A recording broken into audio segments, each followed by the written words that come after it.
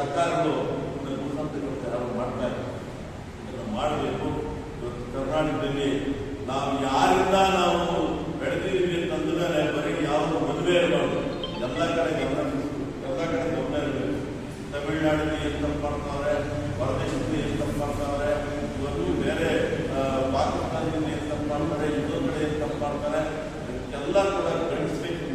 ಇವತ್ತು ನಾವು ಯಾವತ್ತಷ್ಟೇ ನಾವೆಲ್ಲ ಒಂದು ಕಡೆ ಈ ಭೂಮಿ ಮೇಲೆ ನಾವು ಅನ್ನ ತಿಂತಾ ಇದ್ರೆ ಇದನ್ನು ಮರೆಯುತ್ತೆ ಕೆಲಸ ಯಾರು ಮಾಡಬಾರ್ದು. ಅದ್ರ ಸುತ್ತ ಇದ್ರು ಕೂಡ ಕನ್ನಡವನ್ನು ಮರೀತಾರೆ, ಕನ್ನಡ ಭಾಷೆಯನ್ನ ತಿರಸ್ಕಾರವನ್ನು ಮಾತಾಡ್ತಾರೆ.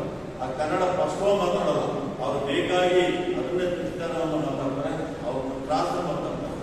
ಅದನ್ನೆಲ್ಲ ನಾವು ಗಮನಿಸ್ಬೇಕಂತ ಹೇಳ್ತಾ, ಕನ್ನಡ ಭಾಷೆ ಮೊದಲು, ಆಮೇಲೆ ಬೇರೆ ಹೀಗೆ ಅಂತ ಹೇಳ್ತಾ ನನಗೆ ಮಾತನಾಡೋ ಅವಕಾಶ ಮಾಡ್ಕೊಬೇಕಂತ ಎಲ್ಲ